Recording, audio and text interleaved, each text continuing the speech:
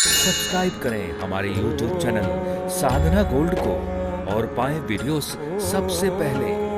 Bell icon दबाना ना भूलें। बहुत सुंदर घटना मुझे याद आती है गुरु गोविंद सिंह जी की। अपनी सभा में बैठे थे, वो ब्राह्मणों के बड़े भक्त थे। तो एक ब्राह्मण देवता दूर देश से आए थे और वो बैठे थे और बैठकर वो शास्त्रार्थ करने लगे और इतना लंबा चौड़ा शास्त्रार्थ चला कि सब प्रसन्नता से भर गए। गुरु गोविंद सिंह जी को अपनी स्थिति बौनी लगने लगी, बौनी। गुरु गोविंद सिंह जी विचार करने लगे कि मेरे जैसा व्यक्ति यहां बैठा है, इनको यहां बैठना चाहिए, ऐसे ज्ञानी महान विज्ञानी को बैठना चाहिए। तो गुरु गोविंद सिंह जी अपनी गद्दी से उठकर खड़े हो गए थे, बाकी लोग भी खड़े हो गए, राजा खड़ा हो गया। अब ब्राह्मण देवता का जब शास्त्रार्थ समाप्त हुआ तो गुरु गोविंद सिंह जी ने अपने मन में विचार किया, अब तो ये गद्दी नहीं सौंप दूंगा मैं।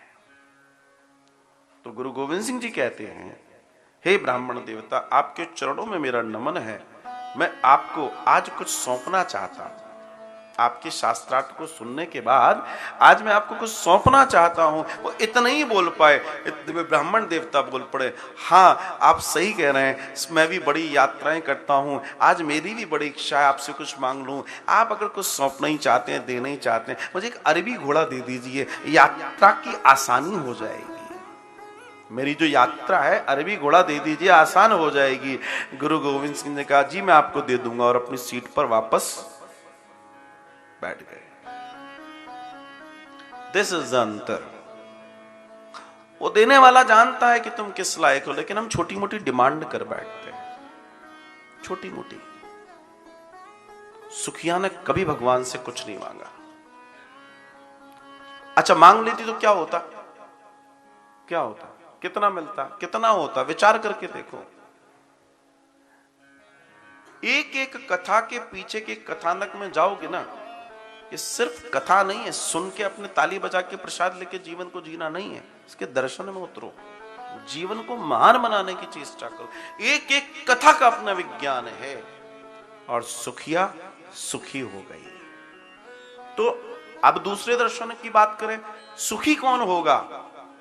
तुम सुख की तलाश में हो ना, दुखी व्यक्ति कभी सुखी नहीं हो सकता। जो हर हाल में सुखी अपने आप को रखता है, एक दिन वही सुखी होगा। जो तुमने बोया ही नहीं है वो काटोगे कहां से? जो बोया ही नहीं है वो काटोगे कहां से? कर्म का फल कर्म के अनुसार है। आपका कर्म ही फल बनेगा, और वो फल वो होगा जो आपने कर्म किया होगा। अर्थात वर्तमान को जिसने ढंग से जी लिया उसका भविष्य सुंदर है, या जिसने जैसा वर्तमान जिया है उसका भविष्य वैसा ही, वैसा ही। बाजार में जा रही कई सारी शव यात्राओं में कभी एक शव यात्रा आपको अचंभित कर देती है, जिसमें सैकड़ों लोग होते हैं। मरते तो लोग रोज हैं, और ये कौन था भाई जिसके पीछे हजारों लोग चले जा रहे हैं? इनको दुख भी है। कौन है ये? ये वो है जिसने लोगों के साथ प्रेम जिया है, इसलिए आज लोग इसके पीछे दौड़ रहे हैं। शव यात्रा बताती है कि तुमने अपने जीवन में क्या किया। ध्यान रखिएगा, जीवन का सबसे बड़ा सच आपकी वृद्धावस्था और आपकी शव यात्रा है। पूरे जीवन का निचोड़ है, पूरे जीवन का निचोड़, पूरे जीवन का निचोड़। तुम कितनी बातें कर लो, कुछ कर लो, वो एक ऐसा दर्शन है जिसके बारे में बोलने की जरूरत नहीं, उसकी स्थिति बताएगी आपने जीवन में क्या किया। आपके प्रारब्ध प्रारब्ध प्रारब्ध सारे कलेक्ट हो जाते हैं। शव यात्रा बताती है कि इस व्यक्ति का क्या था दायरा जीवन। 4 लोग, 4000 लोग, मतलब मुझे बताने की जरूरत नहीं, आप समझ रहे हो कि मतलब क्या है इसका। जीवन की ये उपलब्धि आपके कर्मों के अनुसार है। कृष्ण कर्म के सिद्धांत पर चर्चा कर रहे हैं। कृष्ण कभी चमत्कार की चर्चा नहीं करते। हाँ, लेकिन कृष्ण उन सबके साथ हैं जो व्यक्ति कृष्ण को मनन कर रहा है।